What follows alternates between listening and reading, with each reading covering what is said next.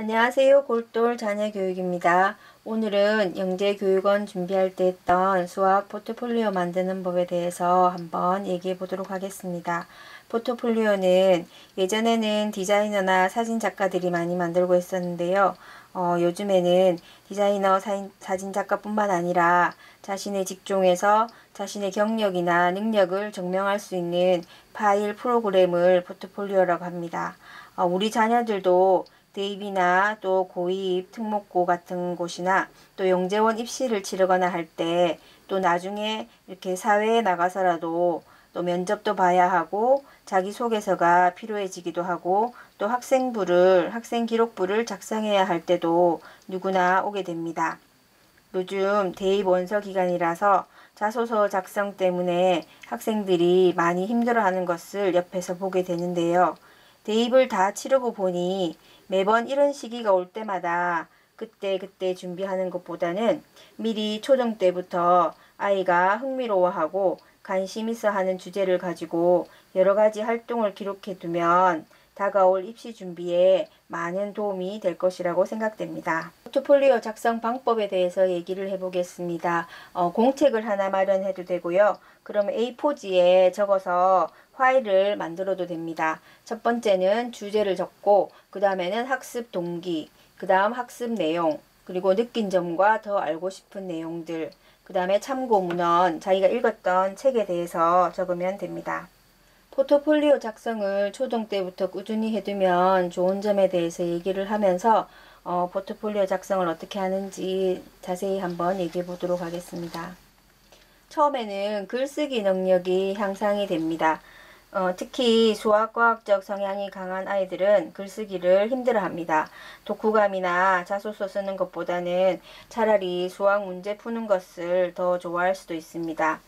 그렇지만 이 꾸준히 포트폴리오 작성을 해두면 자기가 생각한 것, 그리고 탐구한 것, 연구한 것들을 글로 정리하는 능력이 향상됩니다. 사실 대학에 가서도 탐구를 하고 연구를 하더라도 결국에는 그 연구 결과를 논문으로 써야 됩니다.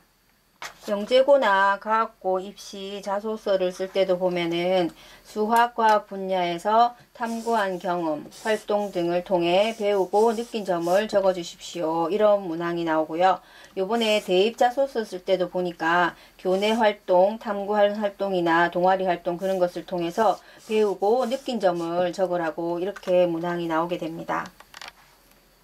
영재고나 과고 입시 준비할 때 이렇게 탐구 경험이나 활동을 적으려고 하면 뭘 적어야 할지 몰라서 아이들이나 엄마들도 많이 힘들어하고 그래서 학원에 가서 물어보기도 하는데요. 초등 때부터 이렇게 포트폴리오를 작성해두면 글쓰기 훈련도 되고 글쓰기에 자신감도 생기게 되고 나중에 입시 자소서를 쓸 때도 훨씬 더 많은 도움을 받을 수가 있습니다.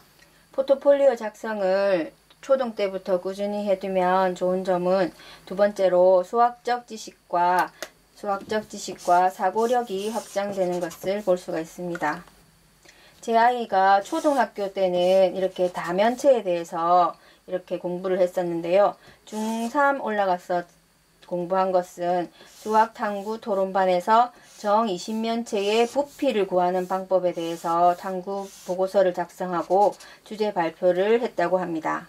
초등학교 때 이렇게 포트폴리오에 적은 것을 보면 학습 내용 중에 정다면체해서 정다각형만으로 만들어진 다면체이다. 이렇게 해서 정사면체, 정육면체, 정팔면체, 정십이면체, 정이십면체 이때 이렇게 정이십면체를 도형을 알게 됩니다.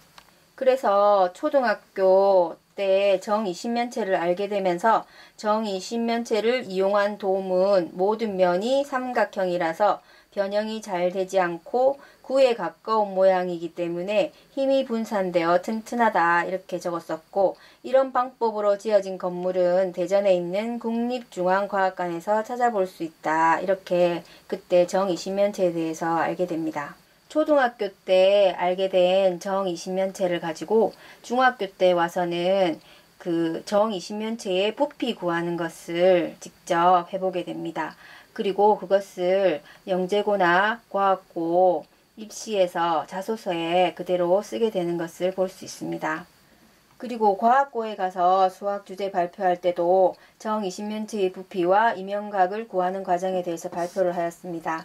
그러니까 정 20면체를 삼각뿔로 나누고 각 삼각뿔의 부피를 정 20면체 내부의 황금비를 이용해서 부피를 구하였다고 이렇게 합니다.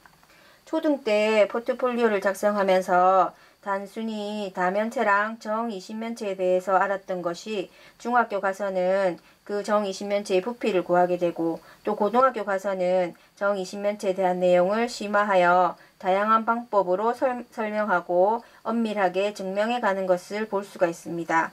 학년이 올라갈수록 수학적 지식이 확장되어 가는 것을 볼 수가 있습니다.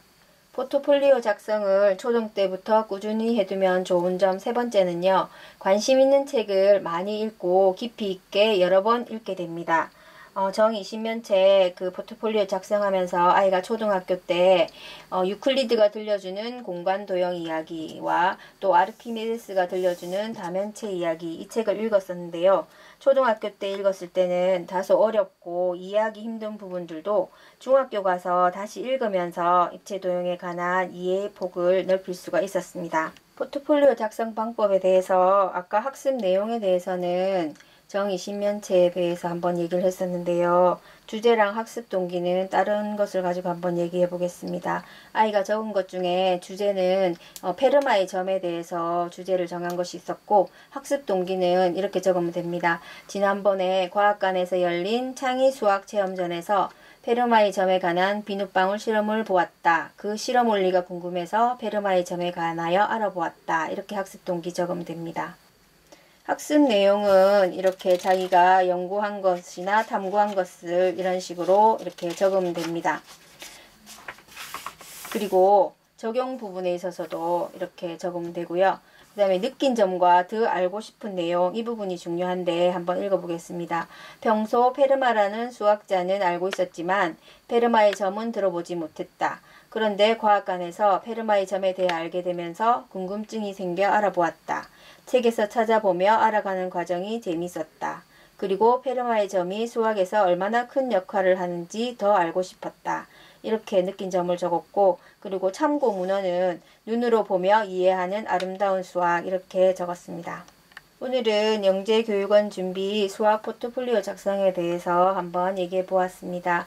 많은 도움이 되셨으면 좋겠습니다. 구독 부탁드립니다. 감사합니다.